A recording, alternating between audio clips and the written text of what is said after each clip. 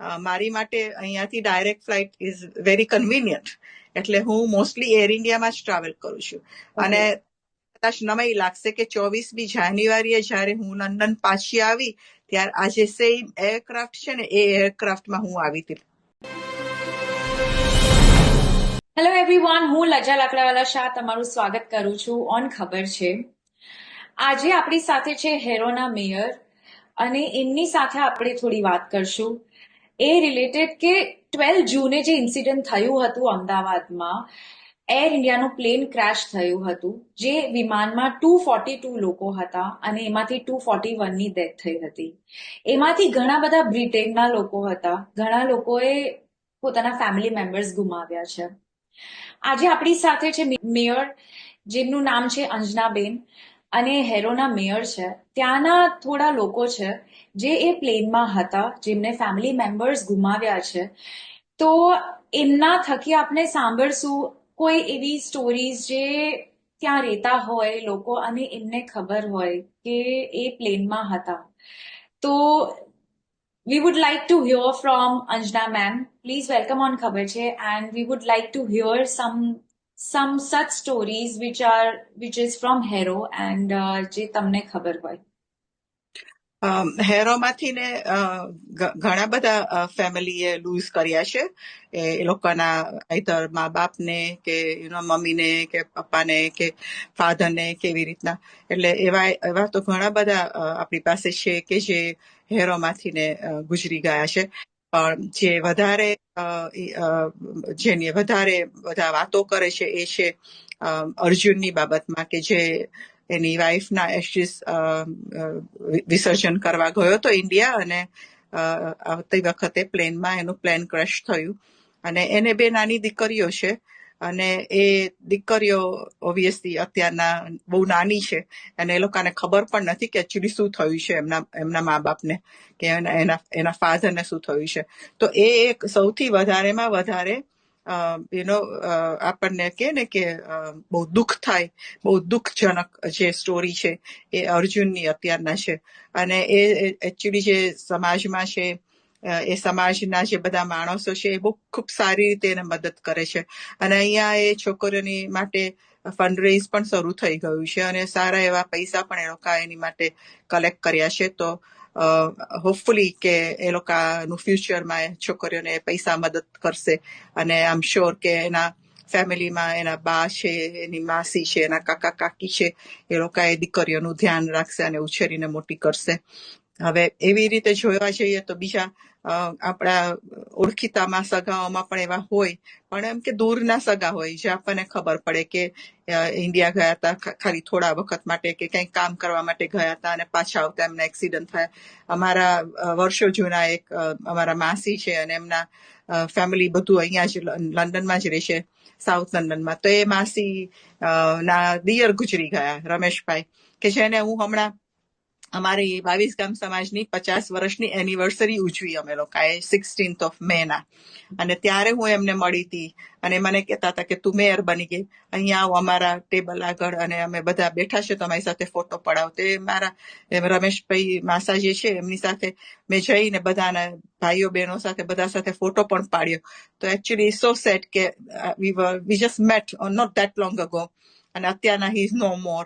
એટલે આવા ઘણા બધા માણસોનું જાણવાનું મળે છે કે જે હું ઓળખતી હોય, જાણતી હોય, એવા બધા ગુજરી ગયા છે.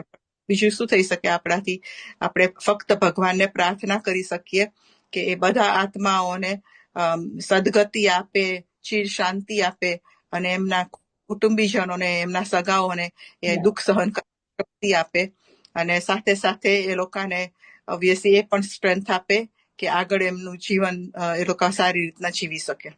મને ખાલી એક ક્વેશ્ચન આવતો હતો માઇન્ડમાં કે આ જે 2 છોકરીઓની તમે વાત કરી જેના પેરેન્ટ્સ હવે ઇટ્સ વેરી અનફોર્ચ્યુનેટ થિંગ, તો હવે એ લોકો કોની સાથે રહે છે? એમ અત્યારે એ લોકોની માસી સાથે રહે છે.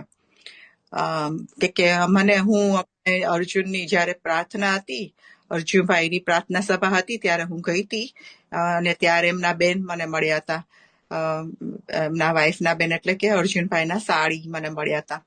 અને ઇટ વોઝ સો સેડ કે કઈ વાતચીત કરી શકે એવી હાલતમાં જ નતા કે જેથી કરીને એમની સાથે આગળ કઈ વાત કરી શકું.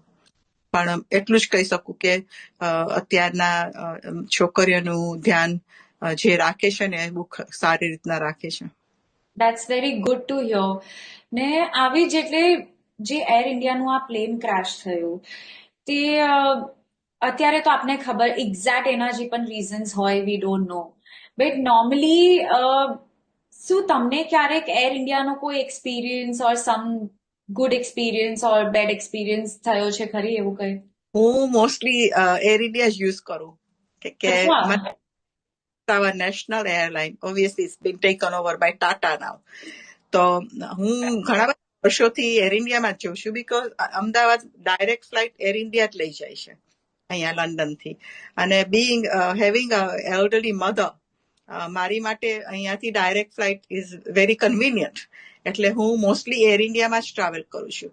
અને કદાચ નવાઈ લાગશે કે 24મી જાન્યુઆરીએ જ્યારે હું લંડન પાછી આવી ત્યારે આ જે સેમ એરક્રાફ્ટ છે ને એ એરક્રાફ્ટમાં હું આવી હતી લંડન.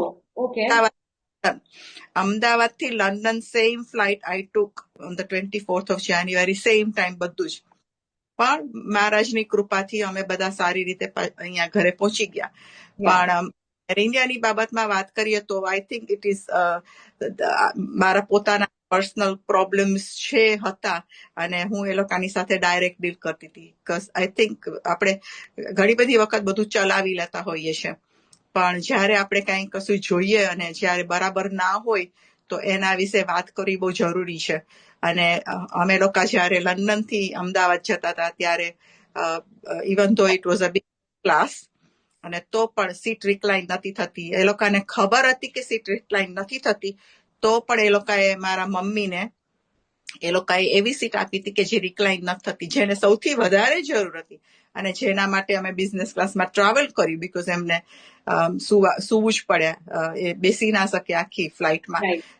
અને ત્યારે એ લોકોએ આવી રીતના નથી આપી મારા મમ્મીને સીટ, તો obviously I had to change my seat with my mother. પણ એટલે પ્રોબ્લેમ તો છે જ. એટલે હમણાં જ રિસન્ટલી જ આ બધું મારે થયું હતું અને I was dealing with air India my self. Okay, so એટલે we from all this we know how the system is and how the people work and everything. પણ જે જસ્ટ અમારી જેમ I would just like to say કે જે આ incident થયો એમાં જે લોકો હતા એ બધાને ભગવાન કરીને સારું બધું એ મળે આગળ અને એ લોકોના family મેમ્બર્સને they get the strength and they get the little bit of strength કે એ લોકો આ સહન કરી શકે. બસ ધેટ્સ ઇટ. એ તમારી પાસે કોઈ બીજી એવી કોઈ હોય જે તમને કંઈક કદાચ કંઈક ખબર હોય કે ધીસ વોઝ રિયલી ઇમ્પોર્ટન્ટ કે આ બહુ જ એવું થયું કે એવું કંઈ હોય તો અમને જણાવો. કહેવાનું બીજું કાંઈ વધારે છે જ નહીં આમાં. બહુ ખરાબ દુર્ઘટના ઘટી ગઈ અને દુર્ઘટના તો ઘટી ગઈ પણ હવે એના પછી શું કરવાનું એ બંને ગવર્મેન્ટે ડિસાઇડ કરવાનું અને એસ્પેશિયલી ઇન્ડિયાની ગવર્મેન્ટ ડિસાઇડ કરશે કે આ પ્રોબ્લેમમાંથી ને આ પ્રોબ્લેમ કેમ થયો એને આગળ એના માટે શું સ્ટેપ્સ લેવા જોઈએ એ, જેથી કરીને ફરી વખત આવી દુર્ઘટના ના થાય. અને આપણે બીજું કાંઈ ના કરી શકીએ. વી ઓલ બોથ સેડ આપણે ફક્ત ભગવાનને પ્રાર્થના કરીએ કે જે બધા જીવ એમની પાસે આવ્યા છે એ બધાને ભગવાન ચિર શાંતિ આપે. So all I would say is ઓમ શાંતિ શાંતિ શાંતિ.